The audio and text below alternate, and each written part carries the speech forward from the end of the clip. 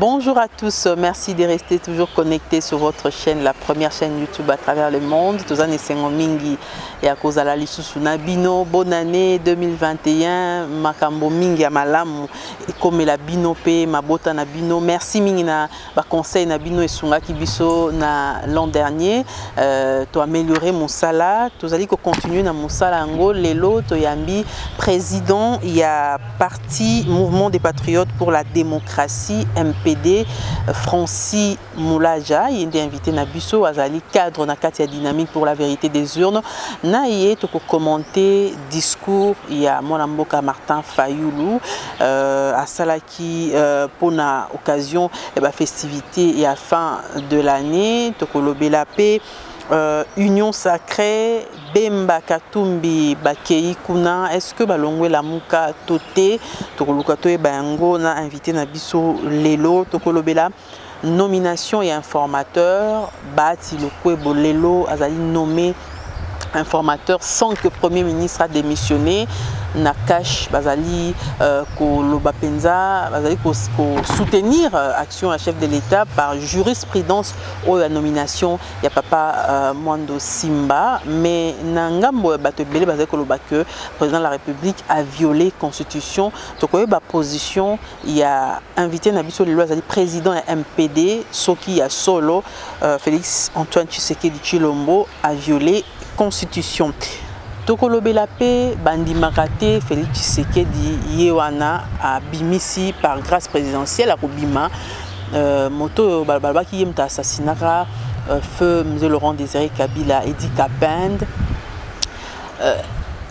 Est-ce que si on dit que Félix Tshisekedi a joué effectivité et à pouvoir tous en opéra trompe l'œil topé zali compromis au bazui na Joseph Kabila tukoe bango na invité na biso lelo arrestation ya Roger Lumbala rapport mapping est un début il y a recherche il y a installation, il y a tribunal international pour la RDC, surtout Mingi Mwana Moka Martin Fayoulou a plaidé qui n'a pas encore senga soutien na rapport mapping Oyo Mwana Moka Denis Mukwege Azalaki kosa la plaidoyer nango à travers le monde, ba fruit et comme komonana qu'est-ce qu'on peut attendre de ces rapports? Qu'est-ce qu'on peut attendre na ba interpellation au Nenge Bandi, insécurité na Est et Mboka na Bisso, et ça que continue ba ndeko bazali ko kufa, c'est ko kufa, MONUSCO pe ezali wana ezali ko tala, c'est ko tala. Est-ce que MONUSCO faut continuer ko vendre na partie Est et Mboka na Bisso? Toko suki sa na commémoration il y a 4 janvier, bah, martyrs et indépendance. Est-ce que notre pays est indépendant aujourd'hui depuis 59? Oh ba martyr oh ba kufa ti lelo ba martyr bazali ko kufa mboka na biso est-ce que ils sont indépendants est-ce que lutte ya ba martyr na biso ils a pérennisé ndé moboko masolo to kosola na mona mboka Francis Moulaja wazali président ya mouvement des patriotes pour la démocratie. Restez connectés. Ndeko Francis Moulaja mbote bonne année maman mbote et c'est ngokomono lisusu bonne année. Alors Union sacrée. On a commentaire, il y a discours à Martin Fayoulou et loko e beti batuma kasi na moto, ils alli à lobby Union sacrée, ils alli deuxième grossesse, il y a coalition FCC cash. Mingi ba comprendre image wana te à lobeli. Elingo laksani. Merci maman, Yambo na pesi na no peuple congolais nyonso. Pas union sur Bozali, fait le meilleur, fait la consolation pour Namboula ou Banda. Et surtout parce que tout mon peuple fait tété, Congo Mobimba, fait tété à cause de l'irresponsabilité, il y a usurpateur, tout ça, dans mon Mboka Oyo, et bien, surtout, il y a Est et Mboka Nangai, où bazo continuer à vivre sous traumatisme, et à babal, na ba insécurité, na ba tuerie. Et que botika et que biso et pas tozali na mwana mboka Martin Fayoulou biso tout tozana bino de cœur totika et que mbula oyo nzambe na biso azala consolateur na bino pe tozo continuer ko bunda pour que lobby kimia ye kota na banda ko na bino et ma vena nga mususu ezali et pas mwana mboka commandant du peuple Martin Fayulu na lisanga nyon surtout ya bandeko de VU na mabota na bango pe na kusukisa na lisanga nyonso ya mouvement de patriotes pour la démocratie na mabota nyonso oyo ezali na kati ya lisanga oyo mama olobi makambo ya union sacrée effectivement toujours le peuple na biso que commandant na bango alingai koloba que union sacrée ezali kaka mwana oyo tozemi oyo to likambo oyo ya ko continuer na politique ya distraction na sens que na suka ya mbula nyonso tout après une période ya ko gérer bato ba gérer ba peuple bazaka na devoir pas obligation au la bilan il y a que to prometa ki bino bona de bandeli ya mbula to komi na suka ya mbula bomona oyo to sali mais lokola ndeko Félix Tshisekedi nande au Kabila bazali na bilan ya ebele ba promesse o pesi peuple na biso bazana eloko ya kolakisa lelo te na peuple koyebisa population que lelo na domaine agriculture 5 milliards oyo bandeko soki ba brigade bayaki na bango ba investir na agriculture to sali autant d'hectares ezalité soki 2000 soki 3000 bis ya transport o basi ba somi balakisi awa na ba réseaux sociaux mokili mobimba ezate population ko njo tambura makolo ba fete makolo ba hôpitaux biloko na nyonso to ndeko Félix nande ukabila bafandi babi ndeko il faut to vivre to faire to payer sa population yo eloko asika we ko empêcher bango bato na biso ba compte te c'est comme ça que ba créer eloko na bango asika wana union salée donc to créer loko moko pour population a bosana nanu misère azo vivre na kati et sika a s'orienter vers apanda placer espoir na blanchisserie ya kukamata ukamati ntaba ya mwindo che couleur ya pembe au présenter population au présenter musombe banga na somi ntaba ya pembe or que tant couleur wana chaud tant mbule obeta ça veut dire que ntaba ozonga ka mwindo ingo ba ke muyibi azala kaka muyibi et puis Dédé et le que ça marrant bandeko soki Kabila na Tshisekedi bakabwanaki je vous assure que Kabila na batu na ye bazana mbongo bazana moyen nyonso surtout ou même ye Tshisekedi azana ngote il y a pas seulement pour funda ye pona ba détournement au monde pona ba détournement nyonso azo sala ko funda ko accuser pona ba violation de la constitution. Mais dans tout ça, ndeko Kabila kaketa mbone na katanga. Akende katanga. Dans tout ça, état de droit, justice en mboka na biso, ata procureur mon côté basala état ata début il y a enquête ya corruption en grande échelle au nyonso. Ezo ko désapprouver to ezali ko humilier mboka na biso face à mboka mbaye. Peut-être ba preuve ezate. Ndeko, il faut que yeba que no musala procureur ezali il y a qu'on rechercher des informations de lors que aux anaba député ou baswani même ba musuba yokani même to kende kaka kuna uyozo tozo nan para mbongo na biso ezali lekiti na ba top Congo preuve nini oyo procureur to baka ke procureur wana azana na biki na papier te et to nan ba bengi ete et pas mokonzi nae Félix Tshisekedi. Donc c'est pour dire que maman union sacrée union sucrée et ça la pire distraction. Et donc, vous croire que quelque chose de bon est robiment. Toi, ma religion, t'es madame. Tout ça, ma cambu, il y a politique et sengi 1 + 1 fait plus à 2. Et ma croire te. Ça ma cambu, il y a pourtant la réalité en face. Et puis au monde que c'est la pire distraction. Là, moi, comment voulez-vous, madame, tant yo lobby na zoluka changement. Yo ko ça la changement. Avec les mêmes qui ont fait la destruction, na yo moko en tête changement sur base de corruption. Bango pe bazong c'est nous maloba bino bolo bakana bango ba travailler pina Joseph Kabila mais bino pe président Martin Fayulu azana ndeko Adolphe Muzito. Ndeko Adolphe Muzito azali responsable ya lisanga na ye et qui a se retrouvé comme batunion sur lobby a ebisi peuple na ya lobby pour une fois salaki yelo ndimi ozon kokende na mopanzi ya peuple tozokozela. Tant que le peuple européen, ça y est, sous pouvoir tout à la qui réellement a changé, toi a changé. Mais c'est depuis Maréchal Mobutu. C'est depuis Maréchal Mobutu. Et Belé Bazana Baza, c'est depuis Maréchal Mobutu, Bazaka qui a le même rythme. Tant que Mobutu Zalaki, unité nationale. Et le peuple qui danse, même ceux qui alliés. Et Nani Laurent Désiré Kabila, ne trahissons pas les Congos. Kaka les mêmes. Baye, ne trahissons pas les Congos. Joseph Kabila est le même. Madame, quand un homme politique n'a pas d'idéal, quand un homme politique n'a pas la mission politique, la politique est sa mission. La politique est sa carrière, la politique est sa mission et sa postulat. Dès lors que vous avez une mission, dès lors que vous avez une servir, madame, on peut te donner des milliards pour servir à peuple. Alors, comment expliquer deux leaders et Lamuka se retrouvent dans l'union sacrée? Jean-Pierre Bemba Gombo, na Moïse Katumbi. Est-ce que les stratégies na Katia Lamuka? Non.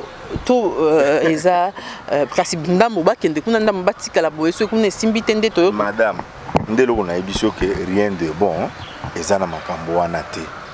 parce que Moutoumoko, leader Moko, un homme Moutoumoko, à la fois, moi, c'est la femme en balte. À la fois, Yo Moutoumoko, au même moment, à la fois aux Apembe, à la fois aux Amoundo. Et vous expliquez. La politique est dynamique, bongo. Dynamisme politique, madame, ezali na ndenge ya muyibite. Na ndenge ya butu kofinga na moi kofinga na butu kende kolia na libenga ya muto finga kite. To ya muto zo combattre. Dynamisme ezali par rapport au baïdé. Au monde. Ning tozo sora mambo baïdé na piso exemple agriculture. Hein?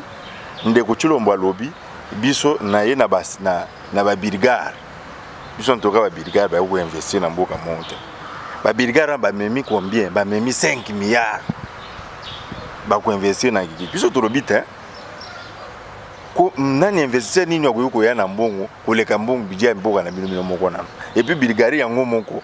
Ezana no na niveau ni na développement pour mzao mdafa ko ya na 5 milliards ko investir ah. Vous comprenez? Mais ce qui réellement bateau na bayaki. Comment? Na suka mbula boyo ndeko chombo ebisi bisoke nento vanyi na bino aba bidigara ntamba investir 5 milliards na sali déjà 2000 to 80 000 hectares ya manioko. Comment? Tokondi mayango. Ça va? C'est ça le dynamisme la politique. Dynamisme la politique est ça ko sanza biloko lia kilobi. Ou tu lia au sanzi yango pozo musu miliango lia musute. Ya wana za dynamisme te. Wana ba bengi yango opportunisme et ba bengi yango démagogie. Siko Katumbi Bemba balongwe Lamuka. Mais notre peuple na tu ko madame ou ko zala à la fois yo mutu mo ko zala à la fois mutu mwindo à la fois mundelete. Hein? Donc ndeko Jean-Pierre Bemba ndeko Moïse, c'est clair que à la fois membre à la Mukata à la fois membre il y a union sacrée la population bo senga ka bobiso ki Félix Tshisekedi ya Kabila na Kabila boko soutenir yé tolanda ki yango mais siko akaboni na Joseph Kabila binoka contre awa payer lobby awa azupe grâce ordonnance grâce présidentielle parmi ba gracier Edi Kapens oyo bakanga 19 ans durant pour le makambo assassinat, il y a feu monsieur Laurent Désiré Kabila. N'est-ce pas, ils appellent un pas na makambo là, c'est quand même un signe de volonté ya zanango ya bon sambo. Madame, bitumba otozo mené na mboko yo. Depuis Oyebeli ndeko Martin Fayulu depuis 1990. Biso ba Francis Moulaja lelo toujours qu'elle devait 18 ans d'existence à MPD à Bitumba. Et ça contre un individu. Non. Et ça Bitumba, il y a souveraineté d'un peuple. Notre combat est de dire que ceux qui les lombo sont tambolatés, c'est parce que les dirigeants au bazo Kamba Congo, bazo ou la volonté à peuple. C'est ça notre combat. Dès lors que mutu nyonso tu alungwe na logique wana, mutu nyonso doit empêcher peuple souverain à exercer pouvoir na ye. Mutu na kokozala appeler mutu azobundela mboka te, akokozala na biso te. Ça c'est la première des choses qu'il faut retenir. Au moins, mutu na kokozala soki biso toboyaki ndeko ndenge toboyaka Mobutu. C'est parce que Mobutu azwaka pouvoir na coup d'état. Alekaka par volonté ya peuple te. Tant que toboyi ndeko Joseph Kabila na système na batu na ye, c'est parce que baleka jamais na volonté ya peuple. Au moins, ndenge pe lelo tozoboya ndeko Chilombo na ndeko Kabila parce que bazui pouvoir ya muyibi ya koleka par le peuple te. Et puis na yebisi bino ke bakaboni. Bakaboni nini élection ke bakaboni. Nous avons habitué à l'Assemblée nationale qu'on a des députés. Ce que Zalaki, ndeko Chilombo alingaki azonga na peuple. Alors bil sikawa que ngai na FCC to kabwani, ça veut dire que la majorité est basculée que na opposition. Si on a nommé informateur. Non, ça veut dire que l'informateur va nous macailler au début de la législature. Donc dès lors que la législature est déjà en place, dès lors que Biomoko reconnaît que la majorité est à FCC cash. Dès lors que cette majorité-là est explosée, la culture démocratique, et il n'y a plus la confiance entre les deux partis. Seul où a coupé sa majorité, il y a Sika. Les peuple à travers les élections anticipées. C'est ce que nous avons dit Israël. Ça a au moins 4 élections à l'espace de 2 ans. Parce qu'à chaque fois, la majorité se détermine. Il faut que pas peuple. La majorité il faut que Misambongo et les infirmières na prime contre Covid. Ils ont même masque approprié, tenue appropriée pour se protéger. Parce que Mbongo Nyonsu, Ndeko Chilombo, ils ont vidé la caisse à l'État pour corrompre Batu Kabila. Est-ce que c'est normal? Mais bon, on peut l'élection, parce que le bambon est athée pour une élection. Maintenant, où il y a corrompre les députés, ils ont une preuve morotée. Mais preuve est parce que les Hollandais, même dans la chaîne de télévision, où ils ont officiel dans Mboka. Ce qui preuve est quand les gens sortent des affirmations comme ça, ce qui réellement est corrompu. Mais la justice, c'est ça. Parce que c'est tout un pays qu'on est tenté de salir. Nani a coupé sa confiance dans Mboka Oyo, corruption est un mode de conquête du pouvoir. Toi, il y a gestion en Mboka. Nani a coupé investir dans Mboka Mbelewa. C'est pourquoi, en principe, par principe, ceux qui ont allégation, on a trouvé vrai, pour que l'ongola front dans Mboka, il a fallu poursuivre ceux qui tiennent ces allégations. Pour ça, le procès public peut prendre prouver. Et si la corruption y est parce que la preuve est ça, auteur Nango, M. Chilombo, il devait être poursuivi par la Cour constitutionnelle. Parce que c'est prévu dans la Constitution. Moi, madame, il y a libération, il y a Edi Kapen. Mais madame, même Yen de Edi Kapen se réjouir na biloko mundelo. Sincèrement, si on a peut-être monté à sur le saga, il faut ça la matanga. Parce que un monsieur a utilisé son nom pour faire la populisme. En principe, quand un pays est subir choc de loi, il y a assassinat d'un chef de l'État qui était tant aimé par le peuple congolais, Laurent Désiré Kabila, et qui a failli basculer ce pays dans la guerre civile. Si on veut réellement être un homme de droit, un état de droit qu'on chante, on aurait dû organiser un procès en réhabilitation de ce qui s'est passé. À ce moment-là, Ndeko Edi Kapen oiseau prôné qu'Azali innocent. Alinge qui a prouvé innocence naïe. Au moment proche à Kabila, Laurent Désiré au baza vivant, baza presque vivant. Joseph Kabila est mon baza vivant. Aller aussi amener la preuve naïe pour nous la que Nasuna Kangisa qui Edi Kapen pendant 19 ans. Voilà la preuve de culpabilité de Edi Kapen. À ce moment-là, si à ce moment-là, ceux qui ont remporté procès équitable et équilibré, à ce moment-là, la République se décide. Ça veut dire que ce qui dit qu'à peine Aza innocent, innocenté par un procès, il doit être réhabilité. Parce qu'il vient de perdre 19 ans, s'il est innocent. 19 ans d'une vie foutue. 19 ans, il est renvoyé dans l'armée. Il est chômeur au moment où je vous parle.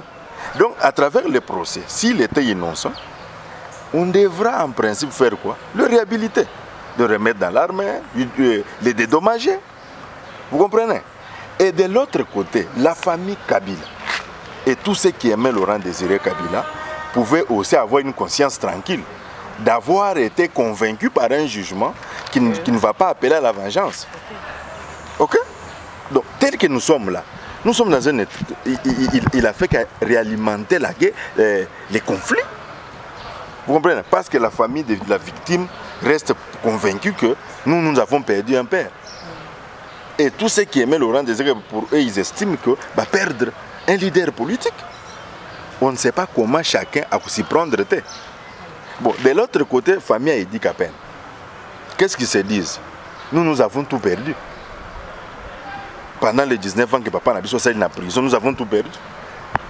Tamoussouba ane batangité.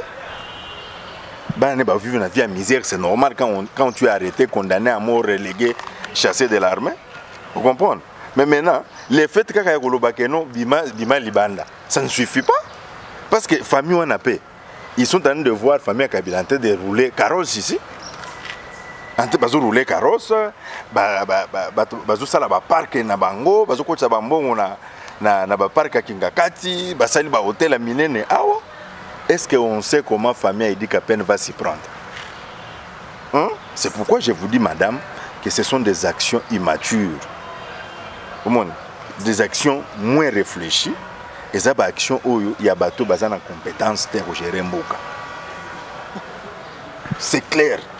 Et aujourd'hui, je ne sais pas combien de popularité a joué depuis libérer Idi Kapen. Je ne sais même pas.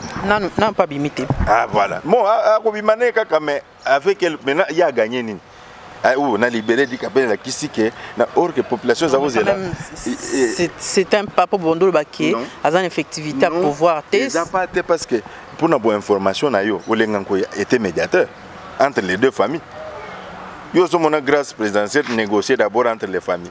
Mais Olenganko a zaké un bouton entre famille Kabila na famille Idi Kapen.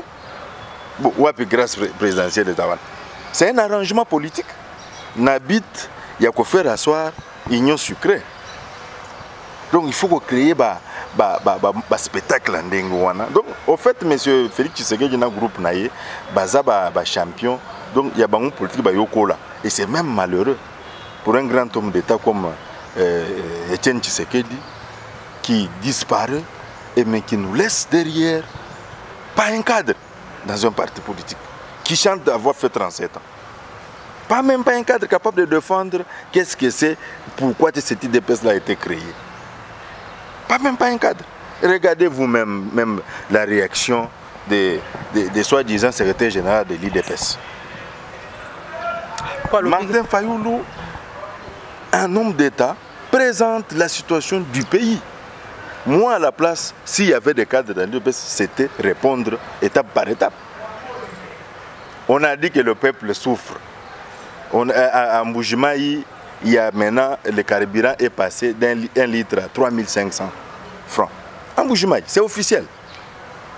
Maintenant, Martin Fayoulou, quand il dit que la vie sociale de notre peuple s'empire, il y a 6 millions de Congolais qui sont errants.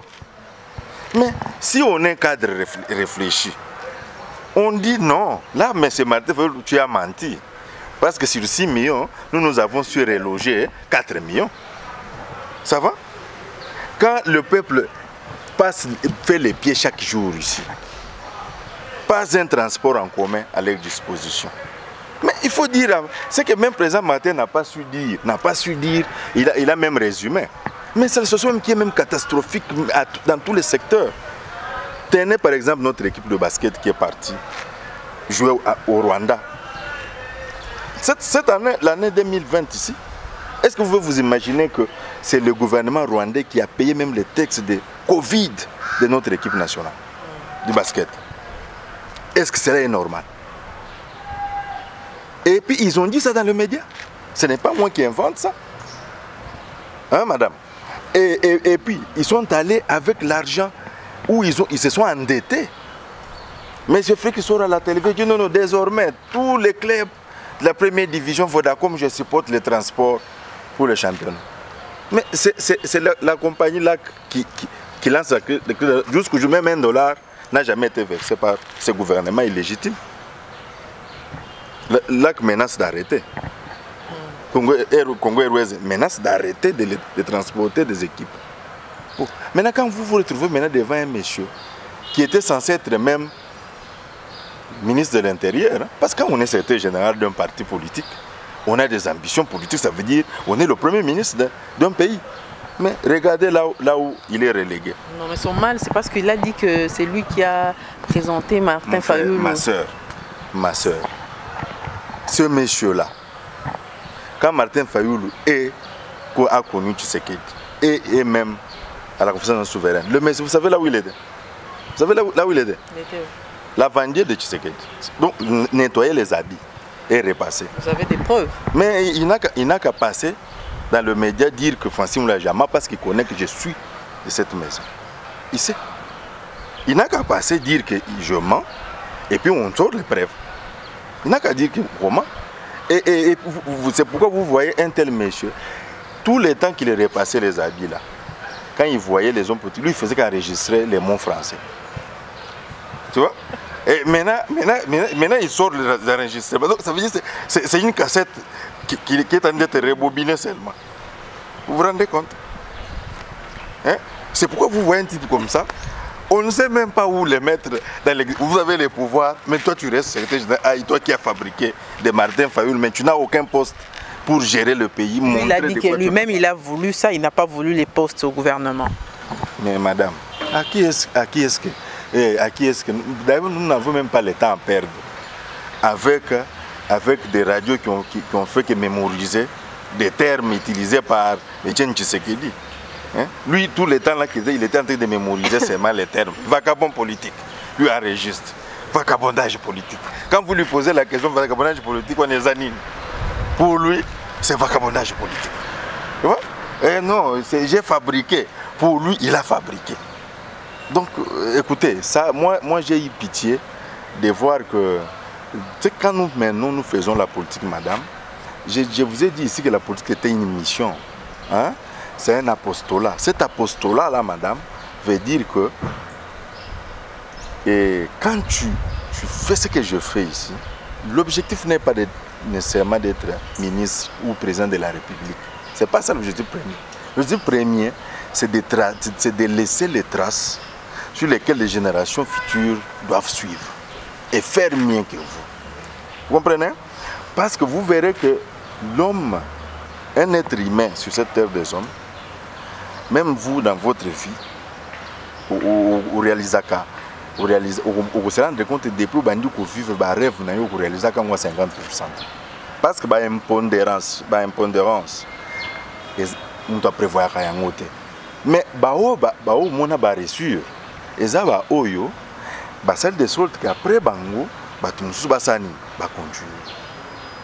continuer sur les pas. Quand quelqu'un regarde Martin Fayoulou parler, il a une référence. Il dit oyo azal bumba musuta abotani, position radicale. Tshisekedi des fois. Bon, opposition radicale. Parce qu'il y a Tshisekedi pour opposition radicale. Martin n'est pas un radical. Et surtout, nous raconter des histoires pour raconter. Martin Fayoulou, c'est un résistant. C'est un homme qui a toutes les facultés assis sur terre. Et c'est quelqu'un qui est ouvert. Un radical, c'est celui qui rejette tout. Mais lui, il est ouvert. D'ailleurs, la preuve en est qu'élu président de la République, et la victoire, on l'a arraché, on l'a volé la victoire devant aussi de tous. Mais vous n'avez pas vu Martin Fayoulou prêter serment ici, prendre une partie de Kinshasa en faire son pays. Voilà, donc, et au contraire, il propose le plan de sortie de crise. Il dit qu'on ne peut pas laisser le Congo sombrer. Réformons les institutions, retournons au peuple. Comme ça, on va encore voir si ce qui fait de vous la président, vous allez être confirmé par le peuple. Ça, ce n'est pas un radical. C'est un monsieur qui est ouvert, qui est progressiste. Donc c'est une façon seulement, comme vous savez, nous sommes en face de gens qui ont fait que mémoriser les mots de Etienne Tshisekedi. Alors tout ce qu'ils font, c'est de ressortir ça seulement comme des perroquets. Francis Mouladja, président et un mouvement de patriotes pour la démocratie, MPD, cadre dans la dynamique pour la vérité des urnes. Il y a invité Nabiso Tozo qui malem na souka émission Nabiso. Rapport mapping, arrestation, il y a Roger Lumbala. Quel signal les OPS Abisso, les lois? Est-ce un début, il y a fin, il y a impunité, et ben massacre na Est et en Boka Abisso? Bon, pour Nabisso, premièrement, nous réjouissons parce que même dans l'émission, l'autre fois, on a Ibissa qui est sous Nabisso, sous Abisso, il y a la Mouka, il y a Abisso, dynamique. C'est de voir quand même les morts congolais venger pour que la situation se répète à rater. Il faudrait quand même que Mouto ait vina dans Moninga Naï, qu'il soit congolais ou étranger, qu'il soit sanctionné pour que ces choses-là ne continuent. Mais parce qu'il n'y a pas la sanction. Ok? C'est pourquoi même hier, même l'OPI comme si c'est pourquoi nous commençons d'abord par, même si c'est en retard, mais nous remercions quand même l'État français. Et nous serons très convaincus de la volonté de l'État français d'aider le peuple congolais en pesant sur les conseils de sécurité pour que les conseils de sécurité puissent quand même installer un tribunal international pour le crime au Congo. Parce que si vous comptez, en principe, ils appellent en quelque sorte Sony. Il y a comme on a que vous avez des gens qui sont chaque jour le peuple d'abord, la télévision partout, en train de promettre ciel et terre à la population, mais qui ne s'intéressent pas au rapport mapping. Hein? Félix Silombo avec le groupe Naï, Bazakunate. Ils ont quand même rassuré Denis Mukwege lors de la consultation. Donc ils devaient attendre Denis Mukwege pour l'assurer. Maintenant, l'assurant, quelles sont les démarches qu'ils ont menées jusqu'aujourd'hui? Non, c'est pour vous dire, madame, encore une fois, que le monsieur est mis au pouvoir par les gens qui sont concernés dans le rapport mapping. Nde bato batie na pouvoir. Et à s'attaquer na bato yo, bato ça regarde vivre. Donc c'est ça la complicité Kabila Tshisekedi. Et c'est pourquoi nous avons dit qu'il ne faut pas bâtir le peuple na biso que bato na bakabona. C'est faux. C'est faux. Alors, tout ce qui ça. Commémoration, il y a un martyr de l'indépendance depuis 1959, les loyaux. Est-ce que héritage, il y a un martyr, ils ont pérennisé? Est-ce que Mboka Nabiso est réellement indépendant? Héritage est pérennisé parce que Mboka Nabiso doit continuer à lutter. Parce que Makila, on va vers ça. Dans Mboko, il y a un peu de ça là que Bisoto continuer la lutte pour notre pays. Comment? L'héritage, mais les problèmes, on fait face à des Congolais vendus qui ne veulent pas que Bamagamounet y a lutte à l'indépendance et ça va organiser des événements. Qu'on pense même à la famille, même qu'on honorer les martyrs, on a été pour Bazala vivant dans l'esprit parce que justement, Baebi qui Bazala dit na côté à Baboma qui batoua. Baza côté Baboma, martyr Nabiso. Leur objectif est que la mémoire de Batouane est effacée pour qu'au Congo, les gens ne continuent pas à lutter pour que ce Congo soit indépendant. Il y a le 4 janvier, et l'équipe soit. Coronavirus, c'était un petit confinement. Coronavirus, madame. Coronavirus, il y a Kobenga, Bandeko, il y a Farcero, il y a Pasteur, il y a l'église des rêves, il y a détruire la société congolaise. Kobina na bango na télévision, le 31 jusqu'à 3 h du matin na télévision. Quand le corona, et comment il y a na cité de l'Oya. Hein? Tout le monde pense que tu l'as na masque. Azako yamba bandeko ne en Christ, comme si le Congo, pays, sous-pays laïque. Comme si le Congo, religion maintenant, égale l'État. Mais n'empêche que Basambela pour Namboka. Bon, maintenant, ce que Basambela pour Namboka, c'est un pays laïque. Tout ça pays, il est chrétien. Bon, maintenant que vous savez pour Namboka. Alors, pour commémorer maintenant les martyrs coronés. Vous voulez comprendre ça? Ceux qui sont morts pour ce pays, pour que Bango wana bakuta Congo. Parce que les Belges bazaka Namboka tu as sous colonisation. Yé Kabila na Félix nga bazala ba président Namboka ndé. Nga ba komande. Ceux qui batona ba kufagité. Et aujourd'hui batona ba sacrifier makila na bango pona mboko bino bo modondo la nango. Bo sali ba veiller des prières la nuit, bo bini na télévision. Entre-temps, bo tche couvre-feu. Donc couvre-feu. Eza pona ba maman ba teka kana coin pour ba laisser bana na bango butu, eza pona ba ba kenda kazandu, ko souvent il faut bazo ngamba ngamba na bandako. Mais couvre-feu eza pona mais c'est tulombo na famille na été, na ba camarade na été.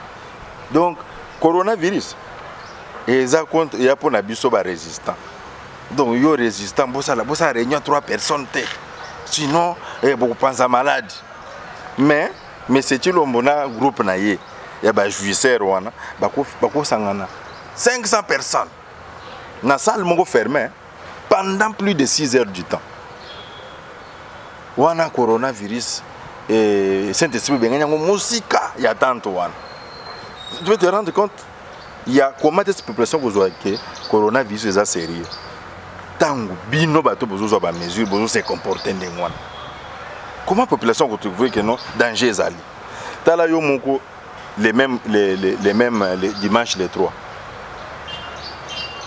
Yewana na tante na yewana.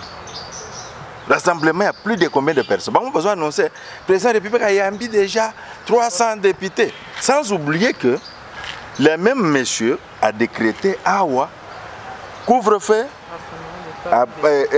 confinement, rassemblement, il y a plus de 20 personnes. Mais lui, il se rassemble avec 300 personnes. Sincèrement, population que soit Makambo au sérieux, et puis comment et puis ok ko inaugurer ba son de mouton ba parce que là tient balabala wana ke ko fongola yango tata banje oboma bato hein yango ba accident comme chaque jour awa et résoudre problème ni entre temps confinement bato amoni ba yeko betele maboko o ba pesa kimbongo ba ya ba finani lokwa ba sardine wana batandami na milongo wana transmission ezate ya nani mesure wana ezo contete madame tala kene na ba hôpital ba infirmière bazo konchoko le tilelo bazan même pas na prime ezate même teni masque o ba chinois o ba pesi don na Congo yango bazo tekana na kisasa no bazo tekana bana nyuso bazo tekana na balabala mais na ba hôpital ezate les infirmières n'ont pas ba masque mais sikoyo na mboka nini oyo bolingo za la sérieux bokamati don bandeko badunga mususu basali bino misimbongo te basali bino don po bino bolobi bozana mbo mais bozui les mêmes dons boche na balabala yango zote quand même 500 francs mais ba infirmier bana ba masque te. Alors peut-on être sérieux? Est-ce que le Congo est indépendant pour tout ce qui ça? Congo est kozala indépendant le jour où tu reconnaître souveraineté à peuple na biso. Nous sommes en train de nous battre, c'est la continuité du combat pour l'indépendance de notre pays. Parce qu'un peuple qui est indépendant, un pays qui est indépendant, les dirigeants ne sont pas en Rwanda, les dirigeants ne sont pas en Ouganda. Est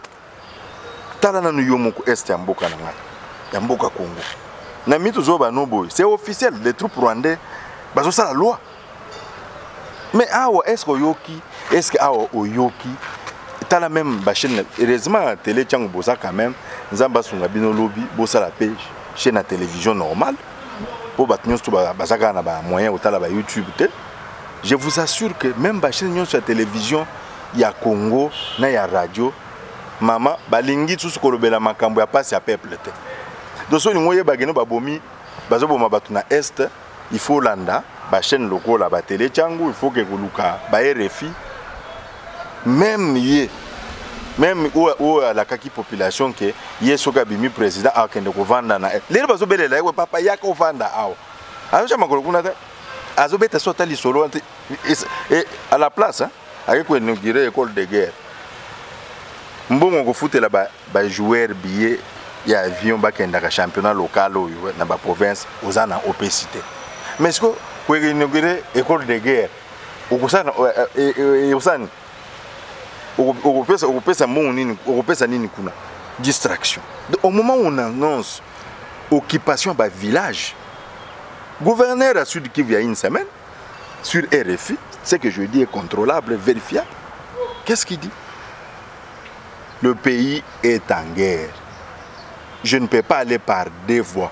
Au moment où je vous parle, notre pays est occupé. Il y a une semaine sur RFI.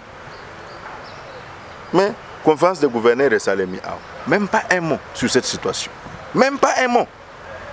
Mais c'est tu c'est content de nous vanter. Moi, Zemine à Sikazui na Kabila. Et Union sacrée. Entre-temps, les militaires au front n'ont pas à manger, n'ont pas de primes. Même bon à la Kaki Bango, même ceux qui les logos et commis rien. Oh non, dès le mois prochain, vous soit déjà par 400, ceux qui 500 000 francs et les plus. Pour les fêtes à l'Oba qui basi bazoui. Nzamba sali miracle, les coachs m'abenga na bango déjà. Ata ya bimicité. Madame, ces messieurs, ces groupes de gens, je ne sais pas trop bien avant bananité. Est-ce qu'ils ont une conscience? Est-ce que Baza réellement va congolais? Je ne sais pas. Francis Mouladja, président du mouvement des patriotes pour la démocratie MPD, tout comme Nasuka entretien à Bisso, Télé Tchangwe Pesio Maloba. Comment voyez-vous l'avenir et Amboka na Bisso? Est-ce que Molili et Zalina nous topo les ofungwa moke moke? Comme tout responsable père des enfants, tout ce qu'un responsable a souhaité ou a bondelezaka que jour mboka et qu'il est malin. Souhait nangai veut nangai zake Nzambe atika Congo te et passion peuple nangazo et tukumona en 2020 Nzambe a épargné ce peuple. Na kutambola makolo na kufete sans courant sans maï et biloko nyonso na ba wenze et quadruplé ba prix ba fonctionnaire de beliti na moya le non ba futamité ba to fêter na banda ku na basi na bana sans même pas un rond ba futamité au moment où monsieur Félix Tshisekedi Tshilombo yazo bimisaka ba 15 000 azo sombaka ba député soi-disant il y a système kabilis où il y a éco démantelé, mais c'est le même pilier, on a un système asika. On trompe qui? Et c'est ça le souhait, madame. Mais sans vous mentir, Mboka ils en a passé. Population à est est aussi là. Venanga ezali mbula oyo. Na biso. O tuzana na Kisasa. Naba Congolo baza libanda tous à la bomoko pour qu'on a libéré Congo na kacha imposture oyo peuple wana est perdre espoir parce que bazana bandeko oyo baza wana Kisasa bazana ba pays libanda bazo continuer ko bondela pona bango bazo continuer ko luka ba solution pona bango et je suis convaincu que cette année à travers biso na kacha résistance ce peuple aura il a quand même chance à espérer une vie meilleure. Encore une fois, bonne année au peuple congolais. Francis Mouladja, Totondio Botondi. Natondio maman, Natondio pour un sacrifice. Merci beaucoup.